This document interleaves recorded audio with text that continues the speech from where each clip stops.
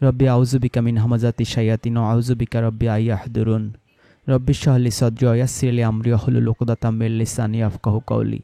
সেই ব্যক্তির কথার চেয়ে আর কার কথা উত্তম হতে পারে যে মানুষকে আল্লাহর দিকে ডাকে, নিজে নেক আমল করে আর বলে আমি মুসলিমদের মধ্য থেকে একজন। রোজা, রমজান, তারাবি, লাইলাতুল কদর নিয়ে কুরআনে যা আছে প্রচলিত ইসলামী সমাজে, বিশেষ করে যারা দলে উপদলে বিভক্ত হয়ে যে ফিরকাগুলো তৈরি করেছেন সেই ফিরকার পন্থী মাঝহাবিদের মধ্যে আমরা যা দেখতে পাই তার সাথে আকাশ পাতাল ব্যবধান কুরআনে যা বর্ণিত আছে তার সাথে। যদিও সূরা আরাফের 15 নম্বর আয়াতে আল্লাহ বলেছেন তিনি শয়তানকে কিয়ামত পর্যন্ত অবকাশ দিয়েছেন, ছেড়ে দিয়েছেন, কিন্তু এই হুজুররা আমাদের বলে থাকে যে রমজান মাস শুরু হলে এই ইবলিশকে, শয়তানকে শেকল দিয়ে বন্দি করে রাখা হয় 1 মাস। প্রশ্ন থেকে যায় আল্লাহ আসলে কি চান? 1 মাস তোমাকে আমি শেকল দিয়ে আটকে রাখলাম, 1 মাস পরে যাও, এবার আবার আমার বান্দাদেরকে ডিস্টার্ব করা শুরু করো। অথবা আল্লাহ কেন পুরো 12 মাসই তাকে শিকল দিয়ে বেঁধে রাখছেন না? কেন কুরআনের সূরা আরাফের 15 নম্বর আয়াত ভায়োলেট করে তাকে 1 মাস আটকে রাখছেন? আমাদের তারাবি নামাজের কথা বলা হয়, যেটা পুরো কুরআন খুঁজে কোথাও আমরা পাই না। এমনকি হাদিসের কিতাবগুলোর মধ্যেও আমরা এই তারাবি শব্দই খুঁজে পাই না। আমাদের অনেক ধরনের রুলস, রেগুলেশন, নিয়ম কানুন, শবে কদরের রাত্রে কিভাবে নামাজ পড়তে হবে, কোন কোন সূরা মিলিয়ে মিশিয়ে পড়তে হবে, কোন কোন দোয়া পড়তে হবে, আমাদের যে হুজুররা শেখান তার সাথে কুরআন হাদিস কোনো কিছুরই মিল নেই। বেশিরভাগই তাদের মন গড়া বানোয়াট। আর এর চক্করে পড়ে দিশেহারা পুরো মুসলিম জাতি। পুরো মাসটায় যে তারাবি পড়া হচ্ছে বিদ্যুৎ বুলেট ট্রেনের গতিতে, অথচ সূরা মুজাম্মিলেই আল্লাহ তার রাসূলকে নির্দেশ করেছেন ধীরে ধীরে স্পষ্টভাবে এই কুরআন পাঠ করার জন্য। এই কুরআন বিরোধী বা কুরআনের আদেশ ভায়োলেট করে এই বিদ্যুতের বেগে বা বুলেট ট্রেনের গতিতে তারাবি পড়ে আমাদের কতটুকু সওয়াব হচ্ছে আর কতটুকু ভয়াবহ পাপ হচ্ছে আমরা কি কখনো ভেবে দেখেছি? এমনকি পুরো হাদিসের কিতাবগুলো খুঁজলে কি আমরা এই তারাবি শব্দটা খুঁজে পাবো? যে কিয়ামুল লাইলের কথা বলা হয়, আবার এটাও বলা হয় যে তাহাজ্জুদের নামাজ সেটা রাসূল ঘুমোলে ঘুম থেকে উঠে তারপর পড়তেন। সূরা মুজাম্মিলও আমরা দেখতে পাই যে আল্লাহ তার রাসূলকে ডাকছেন, ইয়া আইয়ুহাল মুজাম্মিল, হে কম্বল আবৃত, বস্তাবৃত। বোঝাই যাচ্ছে যে তিনি ঘুমিয়েছিলেন, ঘুম থেকে উঠে তারপর তিনি ধীরে ধীরে স্পষ্টভাবে এই কোরআন পাঠ করেছেন। তাহলে ঘুমোতে যাওয়ার আগেই সন্ধেবেলা বা এশারের সময় এই তারাবি পড়া কোন সূরার কোন আয়াতের অনুসরণ, আর আল্লাহর রাসূলই বা কোন সূরার কোন আয়াতকে অনুসরণ করে ঘুম থেকে উঠে ধীরে ধীরে স্পষ্টভাবে এই কুরআন পাঠ করেছেন? যে জিনিস আল্লাহ দেননি, যে জিনিস রাসূল দেননি, সেই জিনিস করে আমরা কতটুকু আল্লাহর সন্তুষ্টি অর্জন করতে পারছি আর কতটুকু তার রোশানলে পড়ছি? অন্যদিকে লাইলাতুল কদরের নামাজ বলা হয়ে থাকে রমজানের শেষ 10 দিন। এই 10 দিনের মধ্যে লাইলাতুল কদর আছে, তার লাইলাতুল কদরের নামাজও আছে। এবং এমন একটা রাত আছে যেই রাতে আপনার পুরো জীবনের ভাগ্য পরিবর্তন হয়ে যেতে পারে। কদর বা তাকদির উল্টে পাল্টে যেতে পারে। আপনার পুরো জীবন ঘুরে যাবে যদি সেই তাকদির বা সেই কদরের রাত আপনি পেয়ে যান। এমন একটা রাত পাওয়ার জন্য কত হাজার লক্ষ কোটি মুসলিম ঘরে বাইরে, মসজিদে, দরগায়, মাজারে কত কিছু করছে। নামাজ, কালাম, দোয়া, দুরুদ পড়তে পড়তে ফ্লোর ভিজিয়ে ফেলছে, ভাসিয়ে ফেলছে। না রে ভাই, আল্লাহ তাকে ডাকার জন্য এমন একটা রাত কখনোই সীমাবদ্ধ করে দেননি, নির্দিষ্ট করে দেননি যে সারা বছরে একটা রাতই আছে, ওই রাতে তোমাদের তাকদির বা ভাগ্য নিয়ে তোমরা যা আমার কাছে চাইবে আমি সেটুকু তোমাদের দিয়ে দেব, অথবা তোমরা এই রাতে যা দোয়া করবে সেই দোয়া আমি কবুল করব। এমন একটা রাত আল্লাহ কখনোই নির্দিষ্ট করে দেননি পুরো কুরআনে যে ওই স্পেশাল বিশেষ একটা রাতে শুধুমাত্র তিনি আপনার প্রার্থনা শুনবেন, আপনার দোয়া শুনবেন এবং কবুল করবেন। এই হুজুররা হুজুর শরীফ থেকে আমাদের শোনায় যে রমজান মাসে এমন একটা রাত আছে, সেই লাইলাতুল কদর, যেই রাতে সবার দোয়া আল্লাহ কবুল করেন।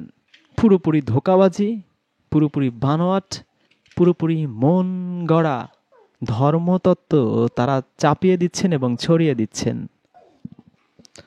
আল্লাহ পুরো বছরে একটা রাত নির্দিষ্ট করেছেন, সেই রাতে সবার দোয়া সবার প্রার্থনা তিনি কবুল করবেন। তার মানে বছরের যে বাকি ৩৬৪ দিন আছে শুধু শুধু আপনি দোয়া করতেই থাকবেন, তা কবুল হবে না, আল্লাহ সব ছুঁড়ে ফেলে দেবেন। আপনাকে পুরো বছর ওই একটা দিনের অপেক্ষা করতে হবে। পুরোপুরি ননসেন্স, পুরোপুরি ফাজলামি। আল্লাহকে একটা রাতে আমাদের দোয়া কবুল করবে এরকম ভাবাটাই চরম মূর্খতা। একটা ভাগ্যের রাত, একটা তকদিরের রাত, একটা কদরের রাতের জন্য আপনি অপেক্ষা করছেন, নাকি বোঝাতে চাচ্ছেন যে আল্লাহ অপেক্ষা করছেন? কোনোটাই নয়। সূরা নজমের ৩-৪ আয়াতে যেখানে আল্লাহ বলছেন তার রাসূল বানিয়ে বানিয়ে কথা বলেন না, মন গড়া কথা বলেন না, সেখানে আবার হাদিস বানানো হয়েছে আল্লাহ রাসূল তাকে জানানো হয়েছে লাইলাতুল কদর কবে, কিন্তু ২ সাহাবীর ঝগড়ার কারণে তিনি ভুলে গিয়েছেন। আল্লাহ কুরআনেই বলেছেন যে আমি তোমাকে পড়িয়ে দেব কিন্তু তুমি ভুলবে না। আল্লাহর ওহী সেটা আবার রাসূল ভুলে যান, তাও সাহাবীদের ঝগড়ার কারণে। সেখানেই শেষ নয়, সূরা নাজমের সেই আয়াত ভায়োলেট করে আল্লাহর রাসূল মন গড়া বা বানিয়ে বানিয়ে আন্দাজে বলে দিয়েছেন বেজোর রাত্রে, কখনো ২১, ২৩, ২৫, ২৭, ২৯ রাত্রে। এরকম মন গড়া কথা আল্লাহর রাসূল কি বলতে পারেন না? তাকে বলার পারমিশন দেয়া হয়েছে। আর যদি তিনি ওহী ভুলেই গিয়ে থাকেন, তাহলে আল্লাহ যে প্রমিস করেছেন যে আমি তোমাকে পড়িয়ে দেব তুমি আর ভুলবে না, সেই আয়াতটা কি রিজেক্ট হয়ে যাচ্ছে না, বাতিল হয়ে যাচ্ছে না? আল্লাহকে কি আমরা মিথ্যাবাদী বানাতে চাচ্ছি এই সমস্ত হাদিস বানিয়ে? সুতরাং এমন যদি কোনো তকদিরের রজনী থাকতো, ভাগ্যের রজনী থাকতো, অথবা এমন কোনো রাত থাকতো যেই রাতে আল্লাহ আমাদের সবার দোয়া কবুল করবেন, প্রার্থনা কবুল করবেন, আমাদের ভাগ্য পরিবর্তন করে দেবেন, তাহলে অবশ্যই আল্লাহ তার কিতাবে তা স্পষ্ট করেই আমাদের জানিয়ে দিতেন। একই সাথে আল্লাহ সূরা বানী ইসরাইলের ৩৬ আয়াতে আমাদের বলেছেন যে বিষয়ে তোমাদের ধারণা নেই তোমরা অনুমানের ভিত্তিতে তার অনুসরণ করো না, নিশ্চয়ই চোখ, কান, হৃদয় এর প্রত্যেকটির ব্যাপারে আল্লাহর কাছে জবাবদিহি করতে হবে। সুতরাং সূরা বানী ইসরাইলের ৩৬ নম্বর আয়াত অনুসরণ করে আমাদের উচিত নয় এমন কিছু অনুসরণ করা যে সম্পর্কে আমাদের আসলে ধারণা নেই, জানা নেই। কোনো এক যুগের হুজুরেরা বানিয়ে বানিয়ে আন্দাজ অনুমানের ভিত্তিতে কিছু রিচুয়াল বানিয়েছেন, কিছু নির্দিষ্ট দিন ধার্য করেছেন।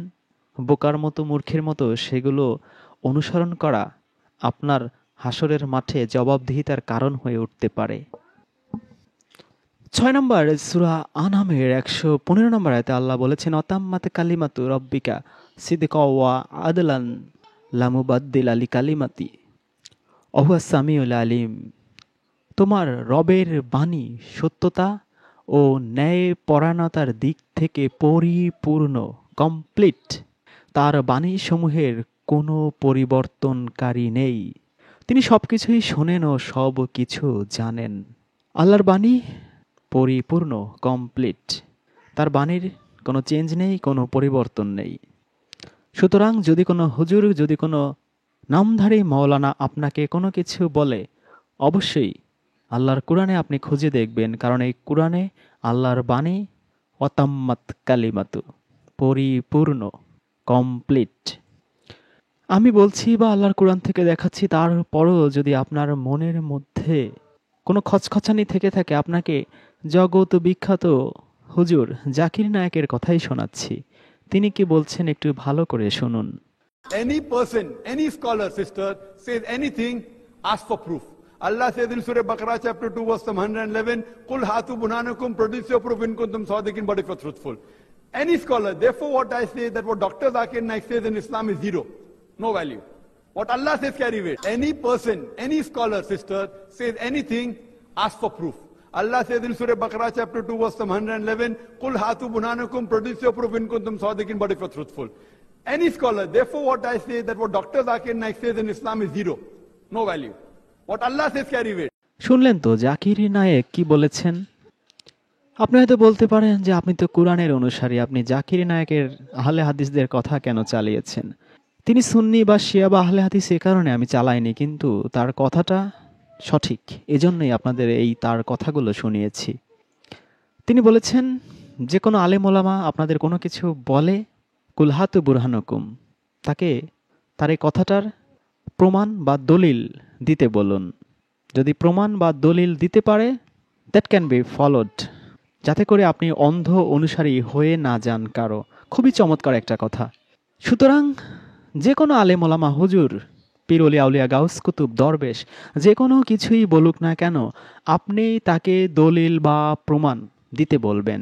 যদি দিতে পারে, ইউ ক্যান অ্যাকসেপ্ট ইট। আর যদি না দিতে পারে, অন্ধ অনুসারী কখনো হবেন না।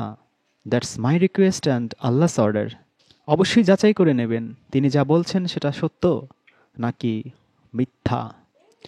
সুতরাং এই যে এতক্ষণ আপনাদের বললাম তারাবি নিয়ে, লাইলাতুল কদর নিয়ে, তারা যা কিছুই বলুক না কেন, অবশ্যই মসজিদে যখনই আপনাকে হুজুররা বলবে, প্লিজ প্লিজ প্লিজ তাদেরকে অতাম্মাত কালিমাতু, কুরআন থেকে দলিল দিতে বলবেন যে কুরআনে আল্লাহর বাণী হচ্ছে পরিপূর্ণ, কমপ্লিট, দিনও পরিপূর্ণ। সূরা মাইদা পড়ে আমরা জানি যে আল্লাহ দিনকে পরিপূর্ণ করে দিয়েছেন।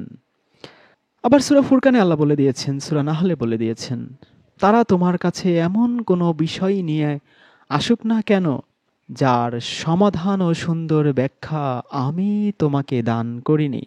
যা কিছু নিয়ে আসুক, যে কোনো প্রশ্ন করুক, তার সমাধান ও সুন্দর ব্যাখ্যা আল্লাহ দিয়ে দিয়েছেন। সুতরাং এই লাইলাতুল কদরের নামাজ বা যত রিচুয়াল আছে বা তারাবি আছে, কোনো কিছুই আল্লাহ কর্তৃক নয়, আল্লাহর আদেশ নয়। ইভেন হাদিসের কিতাবগুলো খুঁজলেও আপনি পাবেন না। এগুলো সবই সেই মাঝহাবের নামে, ইজমার নামে, কিয়াসের নামে এই হুজুরদের বানানো।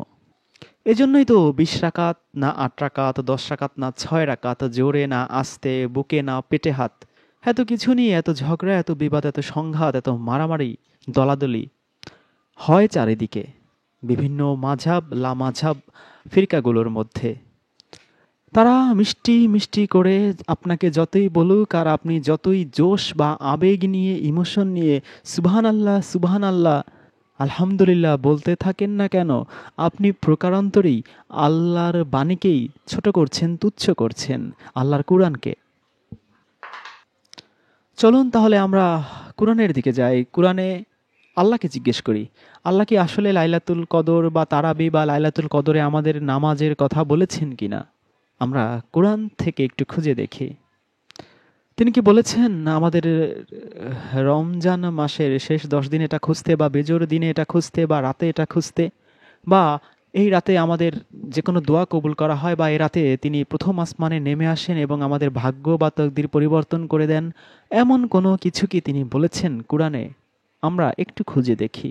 কারণ যদি থেকেই থাকে এমন একটা স্পেশাল রাত, যেই রাত পুরো বছরে একবারই আসে, সবার তকদির ভাগ্য পরিবর্তন হয়ে যায়, দোয়া প্রার্থনা কবুল হয়ে যায়, সবার দোয়া দুরুদ প্রার্থনা সবাই কবুল করিয়ে নিল, আর আমরা যদি কবুল করিয়ে না নেই, ভাগ্য পরিবর্তন না করে ফেলি, আমাদের একটু ক্ষতি হয়ে যাবে না? 97 নম্বর সূরা কদরে আল্লাহ কি বলেছেন? ইন্না আনজালনাহু ফি লাইলাতুল কদর ওয়ামা আদরাকা মা লাইলাতুল কদর লাইলাতুল কদরি খায়রুম মিন আলফি শাহর তানাজ্জালুল মালাইকাতু ওয়ার রূহু ফিহা বিইজনি রাব্বিহিম মিন কুল্লি আমর সালামুন হিয়া হাত্তা মাতলাইল ফাজর। তাহলে প্রথম আয়াতে আল্লাহ কি বলছেন? এই কুরআন তিনি লাইলাতুল কদরে নাজিল করেছেন। 2 নম্বর আয়াতে আল্লাহ বলেছেন, কিসে তোমাকে জানাবে এই লাইলাতুল কদর কি? একটা প্রশ্ন করেছেন যে কিসে তোমাকে জানাবে এই লাইলাতুল কদর কি? তারপর 3 নম্বর আয়াতে বলা হয়েছে এই কদরের রাত হচ্ছে 1000 মাসের চেয়ে উত্তম, মানে যেটা 83 বছরের চেয়েও উত্তম। 4 নম্বর আয়াতে বলা হচ্ছে ফেরেশতা এবং রূহু। রূহু নিয়ে আলাদা একটা ভিডিও আছে, রূহু 5-6টা অর্থে কোরআনে ব্যবহৃত হয়েছে। তো বলা হচ্ছে যে ফেরেশতা এবং রূহু তাদের রবের অনুমতিক্রমে প্রতিটি নির্দেশ নিয়ে নেমে আসে। 5 নম্বর আয়াতে বলা হচ্ছে এটা থাকে শান্তিপূর্ণ একেবারে সেই ফজর উদয় হওয়া পর্যন্ত, ফজরের সূচনা হওয়া পর্যন্ত শান্তিময় থাকে সেই রাত। তার মানে হচ্ছে এটা খুবই বিশেষ একটা ঘটনা এবং রাত্রেবেলা ঘটে। তাহলে এই পরিস্থিতি, এই ঘটনাটা ভালো করে বোঝার জন্য আমরা এখন 44 নম্বর সূরা দুখানে চলে যাব, 3 নম্বর থেকে 6 নম্বর আয়াত পর্যন্ত। 3 নম্বর আয়াতে আল্লাহ বলছেন, ইন্না আনজালনাহু ফি লাইলাতিল মুবারাকা ইন্না কুন্না মুনজিরিন। নিশ্চয়ই আমি এ কুরআন নাজিল করেছি বরকতময় রাতে, নিশ্চয়ই আমি সতর্ককারী। একই লাইলাতুল কদর, এবার এখানে বলা হচ্ছে লাইলাতুল মুবারাকা, বরকতময়, ব্লেসেড নাইট। বলা হচ্ছে ইন্না আনজালনাহু। দেখি আমরা বুঝতে পারছি যে এটা বর্তমান কাল নয়, এটা অতীতকালের কথা বলা হচ্ছে, পাস্ট টেন্স। এটাকে অবতীর্ণ করেছিলাম এক বরকতময় রাতে। আবারও বোঝার চেষ্টা করি, এটা হচ্ছে পাস্ট টেন্স বা অতীতকালের কথা আল্লাহ বলছেন। তারপর আল্লাহ কি বলছেন? নিশ্চয়ই আমি সতর্ককারী। তারপর বলছেন ফি হা। যদি ফি হি বলতেন তাহলে আমরা বুঝতাম যে কুরআনের কথা বলা হচ্ছে, কিন্তু বলা হচ্ছে কি ফি হা। ফি হা ইফরাতু কুল্লু আমরিন হাকিম। সেই রাতে, সেই নির্দিষ্ট রাতে প্রত্যেকটা নির্দেশ বা প্রত্যেকটা আদেশ প্রাজ্ঞতার সাথে, বিজ্ঞতার সাথে স্থিরকৃত হয়। হাকিম, হাকিম শব্দটা আমরা এখানে পেলাম। তাহলে সেই রাতে যা কিছু হয় সবকিছু কিসের সাথে সম্পর্কিত? কুরআনের সাথে সম্পর্কিত। আপনার ভাগ্যের সাথে বা আমার ভাগ্যের সাথে সম্পর্কিত নয়, কুরআনের সাথে সম্পর্কিত, যেটা অবতীর্ণ হয়েছিল। আর আমরা ভালো করেই জানি যে কুরআন কি আল্লাহ হাকিম বলেছেন, অল কুরআনিল হাকিম। সূরা ইয়াসিনে আমরা এই আয়াতটা খুঁজে পাই, ইয়াসিন অল কুরআনিল হাকিম।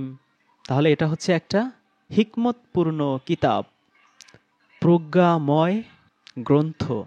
তাহলে এই কুরআনে যা আছে সব কিছুই হচ্ছে ওয়াইজ সেইং বা প্রজ্ঞাপূর্ণ উক্তি, হিকমতে পরিপূর্ণ বাণী।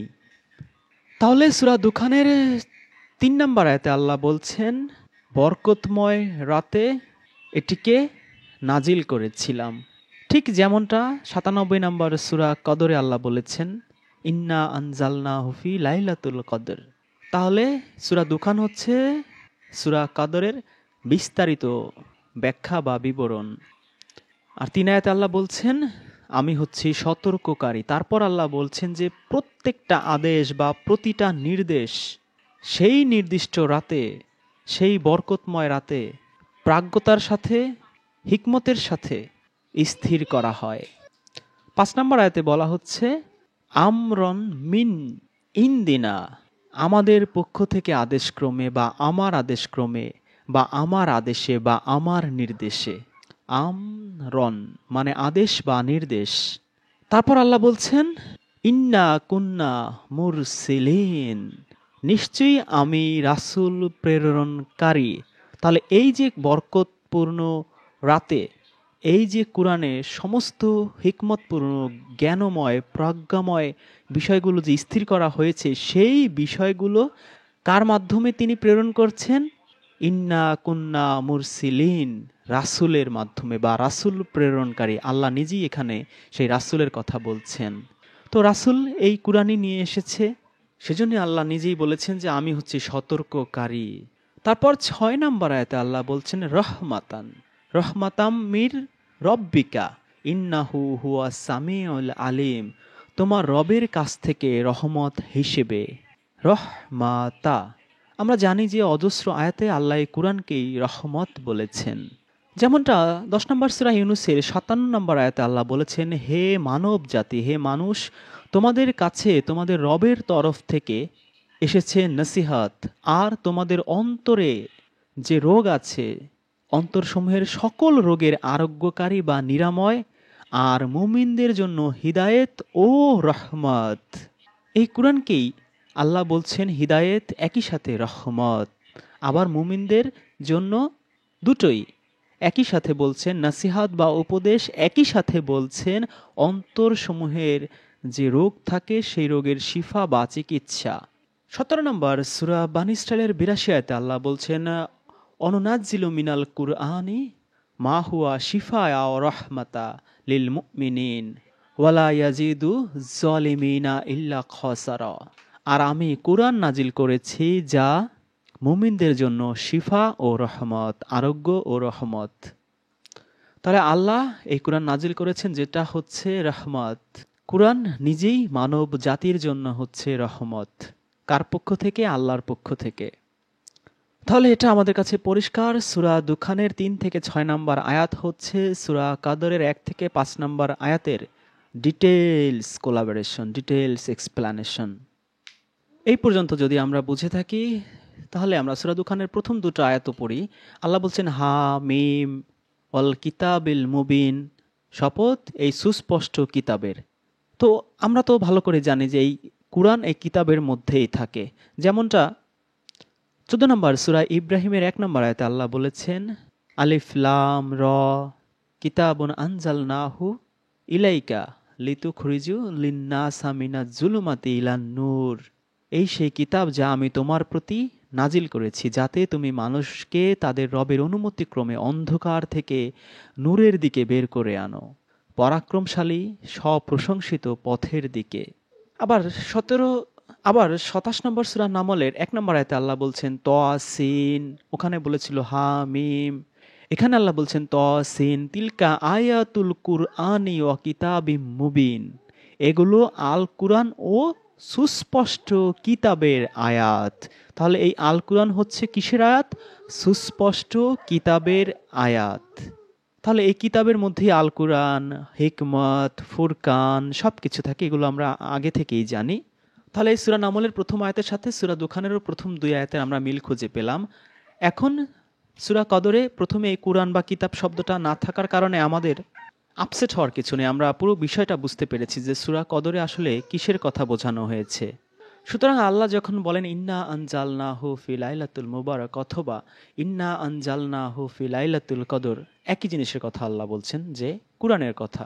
এই কুরআন নাজিল করেছেন সেটা লাইলাতুল কদরে কখনো বলা হচ্ছে, কখনো আবার বলা হচ্ছে বরকতময় রাত, মুবারাকান রাত। আবার একই সাথে দেখলাম এই যে কুরআন নাজিল করা হচ্ছে, এই কুরআন হচ্ছে সমগ্র মানব জাতির জন্য হিদায়েত, নসিহত, আবার রহমত। তাহলে এই কুরআনে হিদায়েত আছে, রহমত আছে, মানুষের মনের বা অন্তরের রোগের চিকিৎসা আছে, শিফা আছে। আবার একই সাথে এই কুরআন হচ্ছে অল কুরআনিল হাকিম, যে প্রজ্ঞাপূর্ণ বা হিকমতময় বা জ্ঞানপূর্ণ বা প্রজ্ঞাময় সকল বিষয় এই কুরআনের মধ্যেই আছে। সব কিছু খুব ইন্টেলিজেন্টলি, খুব বুদ্ধিমত্তার সাথে, খুব প্রজ্ঞার সাথে আল্লাহ রাব্বুল আলামিন এই কুরআনের মধ্যে আমাদের হিদায়াতের জন্য, আমাদের অন্তরের রোগের চিকিৎসার জন্য, আমাদের রহমত হিসেবে দিয়ে দিয়েছেন, অন্তর্ভুক্ত করেছেন। তাহলে এবার আমরা একটু সামনে আগাই। আপনি শুনতে পাবেন যে যত ফিরকাবাদী হুজুররা আছে তারা বলে যে এটা এমন এক বরকতময় রাত, যেই রাতে আল্লাহ প্রথম আসমানে আসে এবং সবার মানত পূর্ণ করে বা সবার দোয়া কবুল করে। কিন্তু এই রাতটাতে আমরা এতক্ষণ 2-3টা সূরা পড়ে বুঝলাম যে সকল ফোকাস করা হয়েছে এই রহমতপূর্ণ, এই বরকতময়, এই প্রজ্ঞাময় এই কুরআনের প্রতি। কিন্তু তারা তাদের সমস্ত ফোকাস নিয়ে গিয়েছে কোথায়? রাতের প্রতি। কিন্তু প্রসঙ্গ বহির্ভূতভাবে তারা এই কুরআন নিয়ে কিছু না বলে তারা বলছে যে এই রাতে ভাগ্য নির্ধারিত হয় আর সবার মনোবাসনা বা মানত বা দোয়া কবুল করা হয়। এজন্য আল্লাহ প্রথম আসমানে নেমে চলে আসেন, যদিও সেটা সায়েন্টিফিক্যালিও সম্ভব নয়। কিন্তু আমরা কি এতগুলো আয়াত পড়েছি, আমরা কি এমন কোনো ইঙ্গিত পেয়েছি যে আল্লাহ বলেছেন যে এই রাতে আমি সবার ভাগ্য পরিবর্তন করি বা সবার দোয়া কবুল করি বা আমি প্রথম আসমানে নেমে আসি বা সবার মনোবাসনা পূরণ করি? এমন কোনো আকার ইঙ্গিত কণা পরিমাণও কি আপনি পেয়েছেন? অথবা একটা আয়াত যে এই হচ্ছে সেই স্পেশাল সেই রাত, বছরে মাত্র একবারই আসে, সেই রাতে আমার কাছে তোমরা চাও, মনোবাসনা পূরণ করব বা ভাগ্য বদলে দেব? একটা সিঙ্গেল ভার্স বা আয়াত কি আপনার নজরে এসেছে? আসেনি।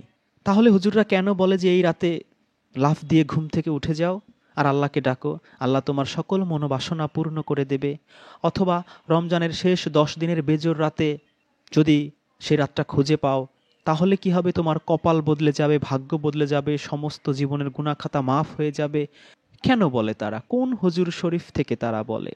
সুতরাং যারা বলে এই রাতে আল্লাহ সবাইকে ডেকে ডেকে বলেন যে স্পেশাল একটা রাত আছে, রমজানের শেষ 10 দিনে আসবে বা রমজানের মধ্যে আসবে বা শেষ রাতে আসবে, ডাকো আমাকে, ডাকলে আমি তোমার প্রার্থনা, তোমার মিনতি পূর্ণ করে দেব, পুরোটাই ধোঁকাবাজি, পুরোটাই ধর্ম ব্যবসা, পুরোটাই আল্লাহর নামে মিথ্যা বানোয়াট কিচ্ছা গল্প কাহিনী। এ ধরনের ধোঁকাবাজি বা এ ধরনের গাল গল্প বা এ ধরনের স্পেশাল রাত যেটা আপনার নসিব বদলে দেবে, এই গল্প, এই আশ্বাস বা এই গ্যারান্টি আল্লাহর পক্ষ থেকে আসেনি, এটা ইবলিশের পক্ষ থেকে এসেছে। এবং সেই ইবলিশের পক্ষ হয়ে এই হুজুররা হুজুর শরীফ থেকে আপনাকে আমাকে বছরের পর বছর শোনাচ্ছে। আচ্ছা, যদি আমরা আল্লাহকে ডাকি তাহলে কি হয়, কি ঘটে?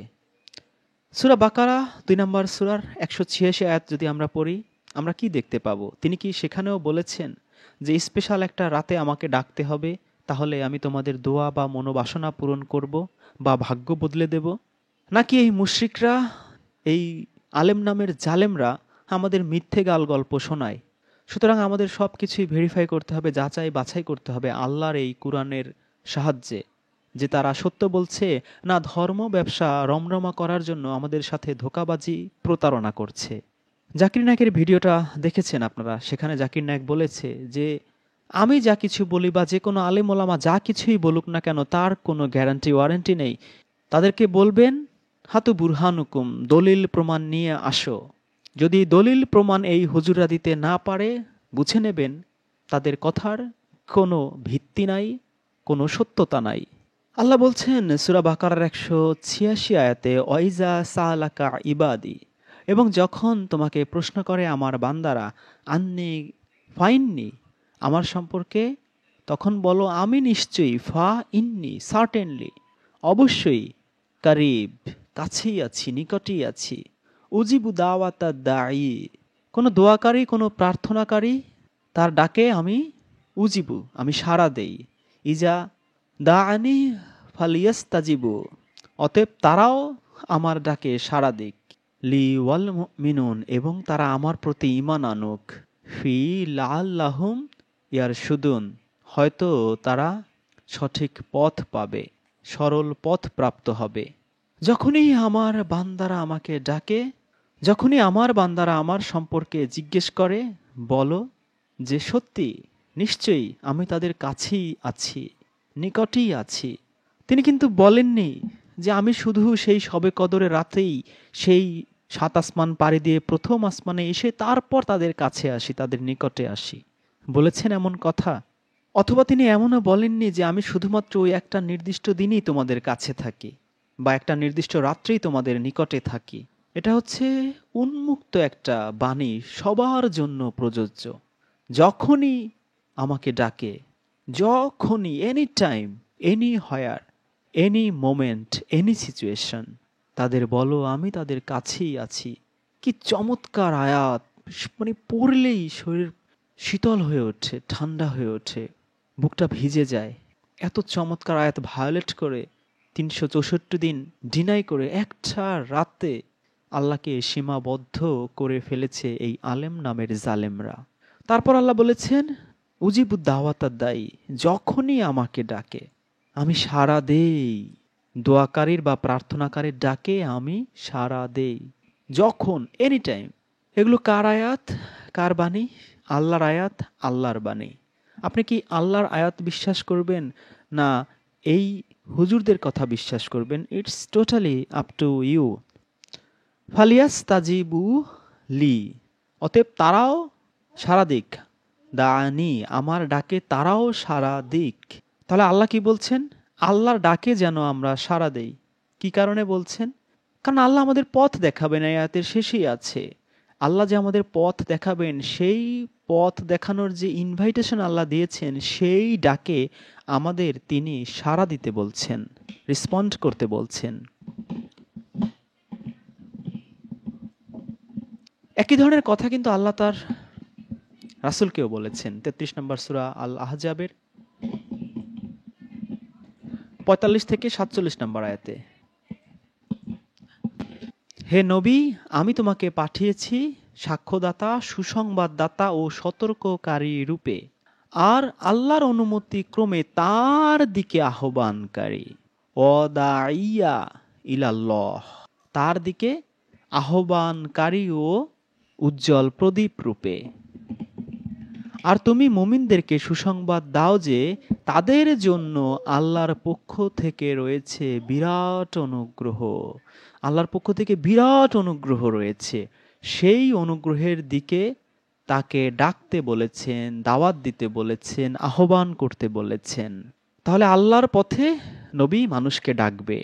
আর এখানেও সূরা বাকারার 186 আয়াতে আমরা দেখলাম যে আল্লাহ পথ দেখাবেন, সেই জন্য তিনি নিজেই ডাকতে বলছেন যে তোমরাও আমার ডাকে সাড়া দাও। এরপর আল্লাহ বলছেন লি অলিউ মিনু, তারা ঈমান আনুক, বি, তাহলে কি হবে? তারা হয়তো সেই পথের খোঁজ পাবে, পথের সন্ধান পাবে, সঠিক পথে চলতে পারবে, সরল পথ প্রাপ্ত হবে। তাহলে সঠিক পথে যদি আপনি চলতে চান বা চলতে পারেন, সেই দিকে আল্লাহ নিজেই আপনাকে ডাক দিচ্ছেন। এখন তার নবী নেই, আল্লাহ নিজেই আপনাকে ডাক দিচ্ছেন সূরা বাকারার 186 আয়াতে। সেই ডাক কি আপনি শুনছেন? সেই সঠিক পথ, সেই হুদা, সেই হিদায়াত কোথায় আছে? এতক্ষণ যে আমরা সূরা দুখান পড়লাম, সেই লাইলাতুল কদরের সেই কদর সূরা পড়লাম, সেই কুরআনে আছে। সেই বরকতময় রাতে, সেই লাইলাতুল কদরে এই কুরআন আল্লাহ পাঠিয়েছেন। 185 আয়াতে সূরা বাকারায় আল্লাহ বলেছেন সমগ্র পৃথিবীর মানুষের জন্যই হচ্ছে এটা হুদা বা হেদায়েত। কিন্তু এই 186 আয়াতে যে আল্লাহ ডাকছেন এই সঠিক পথে আপনাকে, সেই ডাকে তো আপনি সাড়া দিচ্ছেন না, তার ডাকে আপনি সাড়া দিচ্ছেন না, অথচ আপনিই চাচ্ছেন তিনি আপনার ডাকে সাড়া দিক। How nonsense you are! কতটা মূর্খ আপনি, কতটা বোকা আপনি, কতটা স্বার্থপর আপনি। ভেবে দেখেছেন কখনো? আল্লাহ চান যে আল্লাহর এই ডাকে আপনি সাড়া দেন, তার উপর ঈমান আনেন, তাকে বিশ্বাস করেন, যাতে করে সত্যিকার অর্থেই তিনি আপনাকে সঠিক সরল পথ দেখাতে পারেন। আর এই কুরআনের উদ্দেশ্য তাই, আপনাকে সঠিক পথ দেখানো। জালিকাল কিতাবু লা রাইবা ফীহি হুদাল লিল মুত্তাকিন, এই কিতাব হচ্ছে তার জন্য হুদা, হিদায়েত, পথ নির্দেশ, যিনি পরহেজগার বা মুত্তাকি হচ্ছেন তারাই যারা আল্লাহর আদেশ নিষেধ মেনে চলে, আল্লাহর বলা গুণগুলো নিজের মধ্যে অর্জন করে নিজেকে মুমিন মুসলিমের চেয়েও অনেক উপরের ধাপে নিয়ে যেতে সক্ষম হয়েছে। তাহলে সব মিলিয়ে সূরা বাকারার 186 আয়াতে আল্লাহ আপনার কাছে কি চাচ্ছেন? যে আপনি তার উপর বিশ্বাস করেন এবং তার এই ডাকে সাড়া দেন, তার কথায়, তার বাণীতে আপনি সাড়া দেন। তার এই কথা, তার বাণী কোথায় আছে? এই কুরআনের মধ্যেই আছে। এটা বরকতময় কুরআন, হিকমতপূর্ণ কুরআন, প্রজ্ঞাময় কুরআন। আর যদি এই ডাকে আপনি সাড়া দেন, তখনই আপনার জীবন বদলে যাবে, আপনার ভাগ্য বদলে যাবে, আপনার দোয়া, আপনার প্রার্থনা কবুল হয়ে যাবে। আপনার প্রার্থনা কবুল হওয়ার জন্য এটাই যথেষ্ট যে আপনি আল্লাহর এই ডাকে সাড়া দেবেন। আমরা যদি আর কয়েকটা আয়াত পেছনে যাই, 152 নম্বর আয়াতেই আল্লাহ বলেছেন ফাউসকুরুনি আসকুরুকুম ওয়াশকুরুনি ওয়াশকুরুলি ওয়ালা তাকফুরুন, তোমরা আমার স্মরণ করো, আমি তোমাদেরকে স্মরণ করব, আর আমার শকর আদায় করো, আর আমার প্রতি অকৃতজ্ঞ হইও না। সেম টাইপের কথাই আল্লাহ সূরা বাকারার 152 নম্বর আয়াতেও আমাদের বলেছেন। কিন্তু আমরা কি আল্লাহর স্মরণ করি? না, আল্লাহর ডাকে সাড়া দেই, অথচ মিছিমিছি আশা নিয়ে আছি যে আল্লাহ আমার ডাকে সাড়া দেবেন। তার উপর 152 নম্বর আয়াতে যে আল্লাহ বলেছেন আমার শকর আদায় করো, আমরা কি শকর আদায় করি? বলেছেন যে নাশুকরি করো না, অকৃতজ্ঞ হেও না, আমরা কি তা করি না? আমাদের যতই নিয়ামত দিক না কেন, অন্যের সাথে আমরা সেই নিয়ামতের তুলনা করি যে আমাকে এটা ওটা সেটা কেন দেয়া হলো না। এইভাবে কোনো না কোনো উসিলা বা অজুহাত দিয়ে আমরা আল্লাহর অকৃতজ্ঞতা করি, নাশুকরি করি। কিন্তু আল্লাহ বলেছেন আমার কৃতজ্ঞ হও, আমার শুকরিয়া আদায় করো, নাশুকরি করো না, আর আমার স্মরণ করো, তাহলে আমি তোমাদের স্মরণ করব। সূরা বাকারা আয়াত 152। থিংক অ্যাবাউট দ্য আয়াত whole day whole night, you will be changed. তাহলে মানুষ যখন ভাবে যে আল্লাহ কেন আমার দোয়া কবুল করছে না, আমার ডাকের সাড়া দিচ্ছে না, যখন আমি আল্লাহর কাছে কোনো কিছু চাই বা কোনো কিছু প্রার্থনা করি, সেটা কেন কবুল হচ্ছে না? কারণ আপনি এখনো আল্লাহর ডাকে সাড়া দেননি। সূরা বাকারার 186 আয়াত অনুযায়ী যেহেতু আপনি সাড়া দেননি, আল্লাহকে স্মরণ করেননি, আল্লাহর কৃতজ্ঞতা প্রকাশ করেননি, আল্লাহর ডাকে সাড়া দিয়ে সরল পথে চলা শুরু করেননি, সুতরাং all blames goes to you. সকল দোষ, সকল অপরাধ কিন্তু আপনার, আল্লাহর নয়। আল্লাহর দরজা তো আল্লাহ ওপেন করে দিয়েছেন 12 মাস 365 দিন, প্রতিটি ঘন্টা, প্রতিটি সেকেন্ড। শুধুমাত্র লাইলাতুল কদরের এক কল্পিত রাতের জন্য কেন আপনি অপেক্ষা করছেন? কেন আপনি বসে রয়েছেন? বা বসে যদি সারা জীবনও থাকেন, আপনার দোয়া বা আপনার ডাকে কি আল্লাহ সাড়া দেবে? 152 আর 186 আয়াত পড়ে কি আপনার তাই মনে হচ্ছে? নাকি আল্লাহ সাড়া দেওয়ার জন্য অলওয়েজ প্রস্তুত, কিন্তু আল্লাহর ডাকে আপনি সাড়া দেওয়ার মতো মানসিক প্রস্তুতি এখনো নিতে পারেননি? আপনাকে একটা উদাহরণ দিচ্ছি। ধরুন, আমি আমার সন্তানকে কোনো একটা কাজ করতে বলেছি যে তুমি বিকেলবেলা খেলতে অমুক জায়গায় যাবে বা বাজার থেকে আমার জন্য ওই জিনিসটা নিয়ে আসবে, অথবা সন্ধ্যার পরে ঘর থেকে বের হবে না। কিন্তু সে আমার কোনো কথাই শোনেনি। আবার দেখা যায় রাত্রে যখন আমি 10টা-11টার দিকে বাসায় এসেছি, সে আমার কাছে খেলনা চাচ্ছে বা পুতুল চাচ্ছে বা চকলেট চাচ্ছে বা আইসক্রিম চাচ্ছে। তখন কি আমি তার প্রতি সন্তুষ্ট হব বা তাকে দিতে চাইবো যে তুমি তো আমার কোনো কথাই শোনো না, অথচ আমার কাছে ঠিকই এটা এটা চাচ্ছ, এটা ওটা প্রার্থনা করছো? আমাদের অবস্থাটা কি সেরকম নয় যে আমরা আল্লাহর কোনো কথাই শুনছি না, আল্লাহর ডাকে সাড়া দিচ্ছি না, কিন্তু আমরা সেই বাচ্চার মতো ভেবে বসে আছি যে আমার বাবাও আমি যাই চাইবো আমাকে ঠিকই দিয়ে দেবে। কিন্তু আমার বাবা কি আসলেই দেবে যদি আমি এভাবে তার কথা ভায়োলেট করতে থাকি, তার ডাকে সাড়া না দেই, তার আদেশ না মেনে চলি, তার নির্দেশের তোয়াক্কা না করি? Think about it. সুতরাং আমরা বোকার মতো, মূর্খের মতো লাইলাতুল কদরে, লাইলাতুল বরতে, শুক্রবার, জুম্মার দিনে, অথবা হুজুর শরীফ থেকে হুজুররা আমাদের বিভিন্ন রাত বা বিভিন্ন স্থান দেখায়, সেই মদিনা শরীফ, কাবা শরীফ বা অমুক পীরের দরগায়, বিভিন্ন জায়গায়, বিভিন্ন সিচুয়েশনে, বিভিন্ন দিবসে, বিভিন্ন রাতে, বিভিন্ন সময়ে, বিভিন্ন উপলক্ষে বলে যে অমুক অমুক সময় বা অমুক অমুক জায়গায় আল্লাহর কাছে কোনো কিছু চাইলে বা কোনো দোয়া করলে আল্লাহ সেটা কবুল করবেন। সিরিয়াসলি আপনি তাই বিশ্বাস করেন? যদি সত্যি সত্যি এই হুজুরদের কথা আপনি বিশ্বাস করে থাকেন, সূরা বাকারার 152 আর 186 আয়াত ভায়োলেট করে আপনি মহা মূর্খ এবং মহা বোকার স্বর্গে সারা জীবন ধরে বসবাস করে আসছেন। It's true and you should accept the reality. আল্লাহ শুধু চান যে আপনি তার প্রতি ঈমান আনুন এবং তার ডাকে সাড়া দিন। তারপর আপনি দেখুন যে আল্লাহ আপনার দোয়া কবুল করে কি করে না। অবশ্যই তিনি আপনার দোয়া কবুল করবেন। যদি এই একই আল্লাহ ইবলিশের দোয়া কবুল করতে পারেন, ইবলিশের প্রার্থনা কবুল করতে পারেন, ইবলিশের ডাকে সাড়া দিতে পারেন, আপনি কি ইবলিশের চেয়েও খারাপ হয়ে গেছেন? মোটেই নয়। সূরা আরাফ 11 নম্বর আয়াত থেকে 18 নম্বর আয়াত পড়ে দেখুন। ইবলিশের চাওয়া, ইবলিশের প্রার্থনা আল্লাহ কবুল করেছে কি করেনি? সে আল্লাহকে বলেছে, আল্লাহ আমাকে সেই দিন পর্যন্ত অবকাশ দাও যেদিন তারা পুনরুত্থিত হবে। আল্লাহ কি বলেছে? তার দোয়া কবুল করেছে, যে তোমাকে সুযোগ দেয়া হলো। আল্লাহ তার দোয়া কবুল করেছেন, যাও তোমার শয়তানি, তোমার দুষ্টপনা, তোমার সবকিছু করতে থাকো, যাতে করে হাসরের মাঠে বিচারের দিনে আল্লাহ তাকে ঠিকই ধরে ফেলতে পারেন। একই জিনিস ঘটে যারা মূর্তি পূজা করে বা যিশুর পূজা করে, সবার ক্ষেত্রেই ঘটে। অনেক প্রার্থনাই আল্লাহ তাদের কবুল করেন, মঞ্জুর করেন। হতে পারে সেটা ইবলিশের মতোই খারাপ বা মন্দ বা অনিষ্টকর, তারপর আল্লাহ কবুল করেন।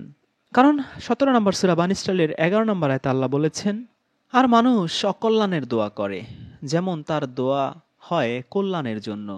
আর মানুষ বড়ই তাড়াহুড়োকারী। মানুষ তার নির্বুদ্ধিতার কারণে কল্যাণকর ভেবে অকল্যাণ প্রার্থনা করে, যেমন ভাবে কল্যাণ প্রার্থনা করা উচিত। মানুষ বড়ই তাড়াহুড়া প্রবণ। সুতরাং আপনাকে ধৈর্য ধারণ করতে হবে, সবর করতে হবে, ধৈর্যশীল হতে হবে, আর আল্লাহর ডাকে সাড়া দিতে হবে, আর তার প্রতি আপনার আস্থা, আপনার ঈমান, আপনার বিশ্বাস রাখতে হবে। That is enough. এটাই যথেষ্ট আপনার দোয়া কবুলের জন্য। সুতরাং যখনই আপনি আল্লাহকে ডাকেন, আল্লাহর কাছে দোয়া করেন, আল্লাহ ঠিকই আপনার দোয়া শোনে, আপনার প্রার্থনা শোনে। কিন্তু আপনার দোয়া, আপনার প্রার্থনা যদি কবুল না হয়ে থাকে, আপনি আপনার নিজেকে প্রশ্ন করুন, যদি আপনার সেই দোয়া বা প্রার্থনা কবুল না হয়ে থাকে, কেন কবুল হয়নি? আপনার উত্তর যদি হয় যে না, আসলে আপনি নিজেই আল্লাহর ডাকে সাড়া দেননি, তাহলে আর সেই শবে কদর বা শবে বরাত বা সেই বিশেষ রাত বা সেই বিশেষ স্থান বা সেই মক্কা শরীফ, মদিনা শরীফ বা দরগা শরীফ বা খাজা বাবার সেই মাজারে গিয়ে লাফালাফি, দাপাদাপি বা চিল্লাচিল্লি বা কান্নাকাটি করে কোনো লাভ নেই। আপনার দোয়া কখনোই কবুল হবে না, যদি না আপনি সূরা বাকারার 186 আর 152 আয়াত অনুযায়ী আপনার জীবনকে চেঞ্জ করতে না পারেন, পরিবর্তন করে পারফেক্ট মুসলিম এখন অবধি হতে না পারেন। শুধুই আপনার সময়ের অপচয় হবে, অর্থের অপচয় হবে, স্থানের অপচয় হবে। That's all. হুজুররা আপনাকে যা বলছে, জাস্ট আপনাকে বোকা বানাচ্ছে, আপনাকে মূর্খ বানাচ্ছে। তাদের কথায় বিশ্বাস করার কোনো যৌক্তিকতা আশা করি এখন থেকে আর আপনি খুঁজে পাবেন না। যদি কখনো কোনো হুজুর আপনাকে তারপরও জোরাজুরি করে, চাপাচাপি করে, কুরআন খুলে তাকে বুঝিয়ে দেবেন, অথবা তাকে বলবেন যে আপনি দেখান কুরআনে কোথায় আছে যে 27 তারিখ বা শবে কদরে বা 25শে রমজানে বা 23শে রমজানে কোথায় আছে যে অমুক রাতে বা অমুক স্থানে আল্লাহ আমার দোয়া কবুল করবে বা আমার ডাকে সাড়া দেবে বা আমার প্রার্থনা মঞ্জুর করবে। অথবা সেই হুজুরকে বলবেন যে তিনি জীবনে কখনো সূরা বাকারার 186 এবং 152 আয়াত পড়ে দেখেছেন কিনা, অথবা পড়ে থাকলে তিনি কি বুঝেছেন, আপনাকে যেন একটু সহজ সরল প্রাঞ্জল ভাষায় বুঝিয়ে দেন। আবারও বলছি, সূরা বানী ইসরাঈলের 36 নম্বর আয়াতে আল্লাহ বলেছেন, যে জিনিস সম্পর্কে তোমার জ্ঞান নেই তার অনুসরণ করো না, নিশ্চয়ই চোখ, কান ও অন্তরের প্রত্যেকটির বিষয়ে তোমাদের জিজ্ঞাসা করা হবে।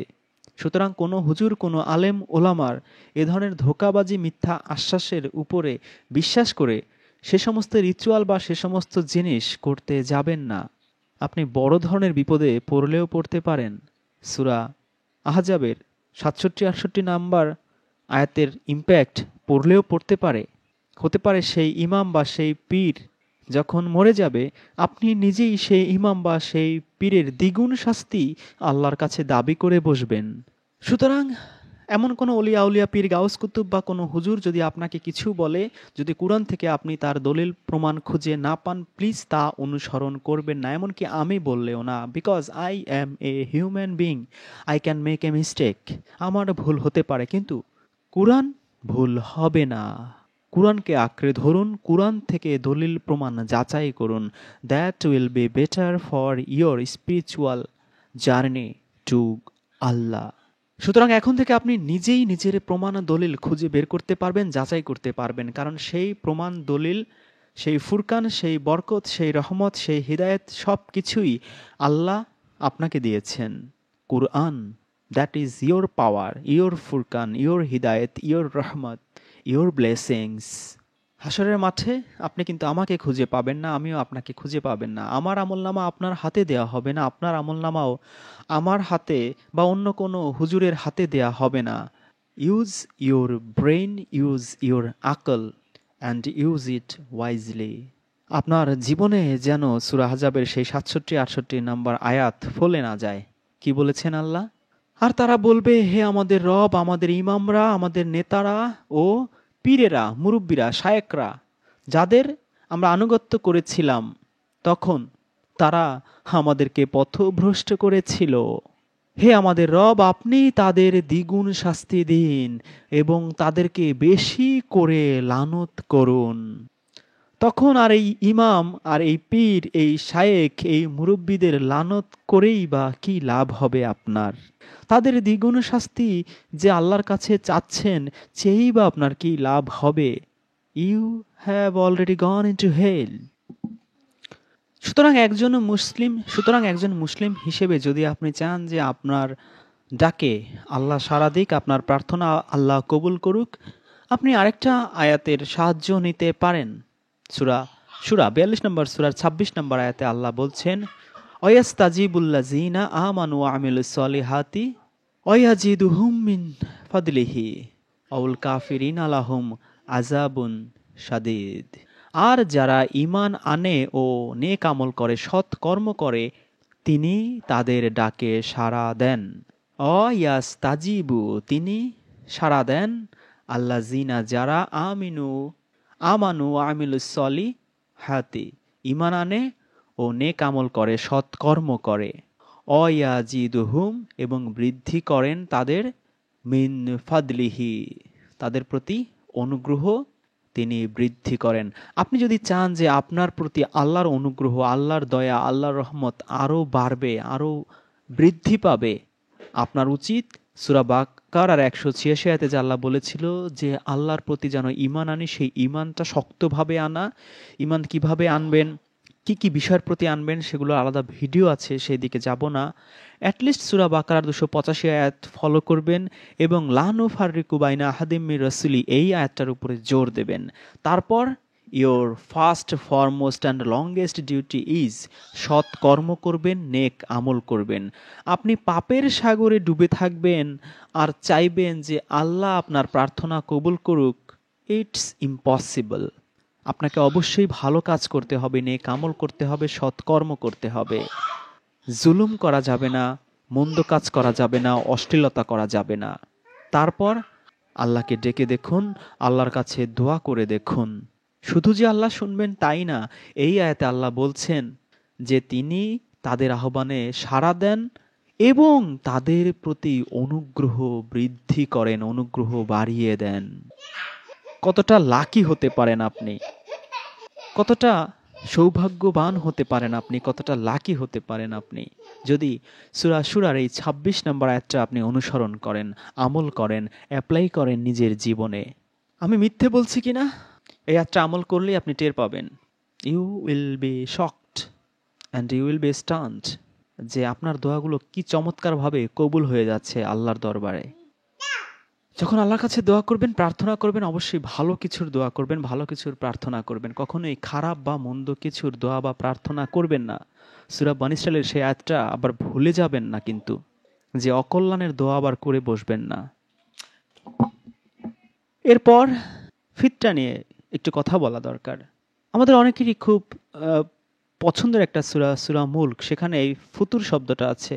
হাল তারা আমিন ফুতুর, আকাশের দিকে তাকিয়ে দেখো সেখানে কোনো ফুতুর বা ফাটল বা ত্রুটি দেখতে পাও কিনা। ইসলামে এটাকে বলা হচ্ছে জাকাতুল ফিতর বা ফিতরের জাকাত বা সাদাকাতুল ফিতর। আবার এই ফিতর বা ফাতুর বলতে সকালের খাদ্যদ্রব্য বোঝানো হয় যা দ্বারা রোজাদারগণ রোজা ভঙ্গ করেন। তো এই যে রোজা ভঙ্গ করা হয়, সেই ইফতার, সেই ইফতারটাকেই আবার এখানে ফিতর বা ফুতুর হিসেবেই এই হুজুররা বানিয়েছে। যে যখন রোজা থাকা হয় তখন তো ইফতার বা ফুতুর আমরা করি সন্ধ্যাবেলা, আর যখন ঈদ তখন তো আমরা সকালবেলায় এই রোজাটা ভেঙে ফেলি, ঈদের দিন তো আর রোজা রাখি না। তো এই যে ভেঙে ফেলছি বা ইফতার বা ফুতুর, সেখান থেকে এই ফিতরা বা ফুতুর জিনিসটা নিয়ে এসেছে। আর কি বানিয়েছে? এই জাকাতুল ফিতুর, এটা ঈদুল ফিতর উপলক্ষে গরিব, দুঃখী, দুস্থ মানুষদের তারা বিতরণ করে। কতটা কোরআনের সাথে সম্পর্কহীন হলে এই হুজুররা এসব জিনিস বানাতে পারে। প্রথমত জাকাত মানে কি? শুদ্ধতা, বিশুদ্ধতা। সূরা বাকারার 219 আয়াতে আল্লাহ বলেছেন, তারা তোমাকে জিজ্ঞেস করে তারা কতটুকু ব্যয় করবে, তুমি তাদের বলে দাও প্রয়োজনের অতিরিক্ত। আমাদের প্রয়োজনের অতিরিক্ত যদি 2 টাকা থাকে সেটা আমরা ব্যয় করব, যদি 2 কোটি থাকে সেটাই ব্যয় করব। সম্পদ জমিয়ে রাখা এটা ইসলামে নিষিদ্ধ। সূরা হুমাজা পড়লেই আমরা তা বুঝতে পারি, সূরা তাকাসুর পড়লে আমরা তা বুঝতে পারি। সেখানে তারা এই সম্পদ জমিয়ে রাখবে, মাত্র 2.5% বছর শেষে গরিব দুঃখীদের দেবে, আর বাকি 97.5% তারা জমিয়ে রাখবে। আবার ঈদের সময় তাদের একটু দেবে টাকা পয়সা বা অল্প কিছু। তাদের যেই পাওনা ছিল সারা বছর জুড়ে, সেই সারা বছর জুড়ে যদি তাদের দেয়া হতো তাহলে তারা আর গরিব থাকতো না। সবাই যদি সত্যিকার অর্থে এই সম্পদের অতিরিক্ত অংশ এভাবে আল্লাহ নির্দেশিত সূরা বাকারার 177, 215, সূরা তওবার 60 ইত্যাদি আয়াত অনুযায়ী গরিব দুঃখী অসহায় মানুষকে দিয়ে দিত, সম্পদের প্রতি আকর্ষণ থাকা সত্ত্বেও এই একটা দিনের বা ঈদের দিনের আশায় কোনো গরিবকেই বসে থাকতে হতো না, কোনো দুস্থ অসহায় মানুষকেই চাতক পাখির মতো চেয়ে থাকতে হতো না। তারা তাদের সমস্ত জিনিস বন্ধ করে দিয়ে শুধুমাত্র একটা দুটো দিন বানিয়েছে, ওই একটা দুটো দিনই তারা এই গরিবদেরকে আল্লাহর হস্তে দিয়ে তাদের নাকি মুখে হাসি ফোটায় বা তাদের খুশি আনে। এই খুশি বা ঈদ তারা এইভাবে পালন করে, যেটা পুরোপুরি কোরআনের সাথে সাংঘর্ষিক। কোরআন চায়, কোরআন অনুযায়ী যদি আপনি চলেন, সারা বছরটাই এই গরিব অসহায় মানুষদের জন্য ঈদের দিন হওয়ার কথা, কিন্তু আপনি সেটা করবেন না। আপনি একটা দুটো দিন তাদের এই 10 টাকা 20 টাকা বা 100 টাকা 200 টাকা দিয়ে আপনার দায়িত্ব সেরে খাঁটি মুসলমান হওয়ার অভিনয় করে যাবেন। আবার এর মধ্যে মাসলা মাসাইল পর্যন্ত ঢুকানো হয়েছে। কি দিয়ে ফিতরা দেয়া যাবে, টাকা দিয়ে যাবে কিনা, দ্রব্য দিয়ে যাবে কিনা, সেই বুখারী, ইবনে সাহেবা, আবু সাহেবা, বাইহাকি বিভিন্ন জনের মাসলা মাসাইল এনে পুরো ইসলাম ধর্মকে একটা বিশাল কঠিন শক্ত এক ধর্ম বানিয়ে ফেলা হয়েছে। 40 গ্রাম 20 গ্রাম একটা আপনাদের পড়ে শোনায়, ফিতরা প্রদানের পরিমাপ সংক্রান্ত আলোচনায় বহুল শব্দ আলোচিত হয়েছে। আরব দেশে ওজন বা পরিমাপে ব্যবহৃত হয়। বাংলাদেশে যেমন ধান পরিমাপের জন্য একসময় কাঠা ব্যবহৃত হতো। নবী করিম সাল্লাল্লাহু আলাইহি সাল্লামের যুগে ছা হিসেবে এক ছাতে সবচেয়ে ভালো গম 2 কেজি 40 গ্রাম হয়। বিভিন্ন ফসলের ছা ওজন হিসাবে বিভিন্ন হয়। এক ছা চাল প্রায় 2 কেজি 500 গ্রাম মানে 2.5 কেজি। তবে ওজন হিসেবে এক ছা গম, যব, ভুট্টা, খেজুর ইত্যাদি 2 কেজি 225 গ্রামের বেশি হয়। ইরাকি এক ছা হিসেবে 2 কেজি 400 গ্রাম অথবা প্রমাণ সাইজ হাতের পূর্ণ 4 অঞ্জলি চাল। বর্তমানে আমাদের দেশে এক ছাতে 2.5 কেজি চাল হয়। এরকম হাবি জাবি তোলা হিসেব টিসেব দিয়ে এক বিধি কিসরি অবস্থা বানিয়ে ফেলেছে। তো যারা কোরআন অনুসারী, আমি আপনাদেরকে অনুরোধ করব, আপনারা এ সমস্ত এই কোরআন নে যেগুলো নাই, কোরআনকে আমরা মনে করি পরিপূর্ণ জীবন বিধান, সেগুলোর ধারে কাছে যাবেন না। কোরআনে আল্লাহ যেমনটা বলেছে আপনার সামর্থ্যের সবটুকু উজাড় করে দিয়ে আপনার সম্পদের অতিরিক্ত অংশই মানুষকে দান করার মাধ্যমে, বিলিয়ে দেওয়ার মাধ্যমে আপনি জাকাত অর্জন করার চেষ্টা করবেন। আল্লাহ আমাদের সবাইকে কোরআন আঁকড়ে ধরার তৌফিক দান করুন। আল্লাহর রজ্জুকে আঁকড়ে ধরার তৌফিক দান করুন।